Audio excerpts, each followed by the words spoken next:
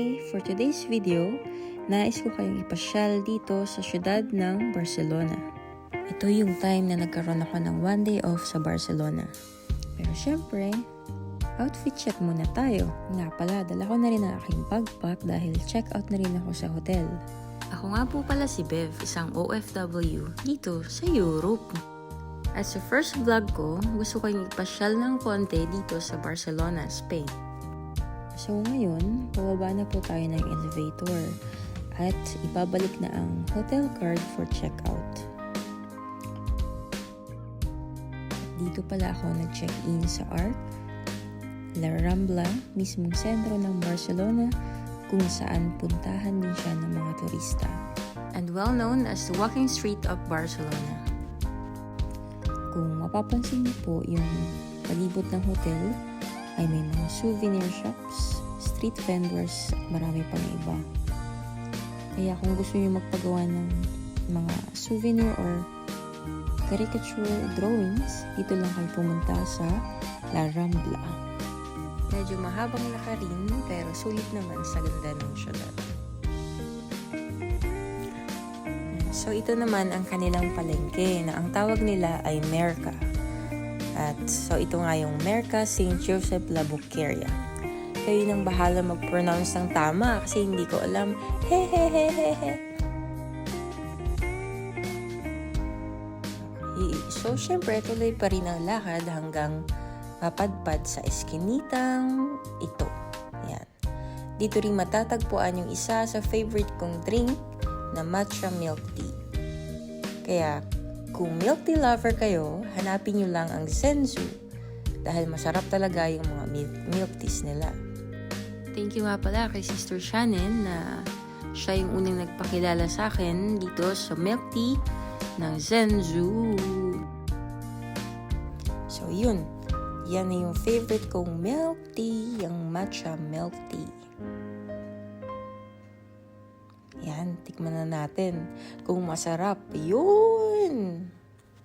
Yummy, yummy, yummy, yummy. Okay, ngayon nandito naman tayo sa Catalunya. Mayroong McDo, Burger King, Zara, Bershka, at mga marami pang ibang shop na pwede niyong puntahan. Kaya kung shopaholic kayo, mahilig kayong mag-shopping, dito na ang destination nyo. Konting skateboard ni Kuya. Wow! Galing. So, nandito ngayon tayo sa kanilang plaza kung saan napakadaming kalapati. Mga ibo, mababa ang lipad. Yan. Kaya kung mga birds lover naman kayo, dito kayo pumunta sa kanilang plaza. Yan, napakadaming mga turistang pumupunta dito para makipaglaro sa mga ibon. Kita nyo naman. Yan. Minsan madami din mga taong magpapapicture. Look! OMG!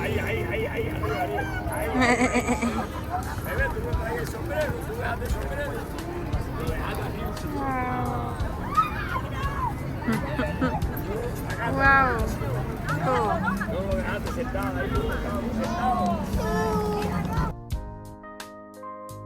Ayan, bago matapos ang mini tour dito sa Barcelona, ay nais ko pong sabihin na hindi po ako marunong talagang magsalita at mag-tour kasi sama-sama lang din ako sa mga friends ko. Pero ngayon kasi mag-isa lang ako, kaya ayan, mag-isa lang ako naglalakad dyan sa mga ibon-ibon.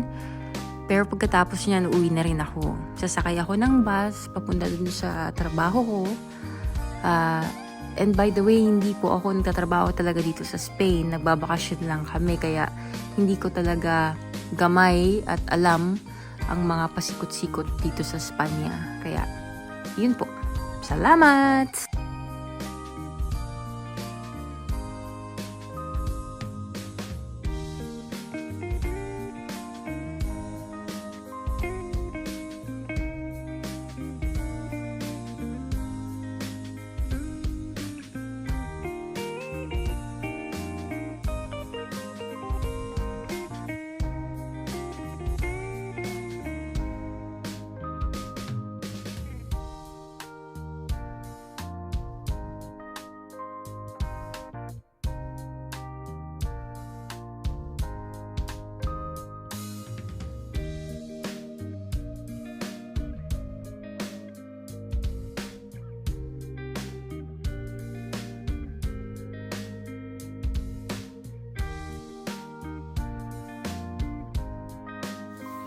Kaya lahat kayo dyan na lumalaban at patuloy na nagtsatsaga, na magtrabaho, na maging responsible, proud na proud ako sa inyo. Dahil alam naman natin na hindi lahat ng tao ay responsable. Kaya be proud of yourself kasi responsible kayo. Na nakapagbayad kayo ng yung mga bills, kung nakakatulong kayo sa inyong pamilya, at ganun din na hindi kayo pabigat kung kahit kanino man. Kaya be proud of yourself and magpatatag kayo lagi at lagi nyong aalalahanin na lagi kayong may kasama at yun ang ating Diyos. Salamat po. Ingat po kayo. God bless.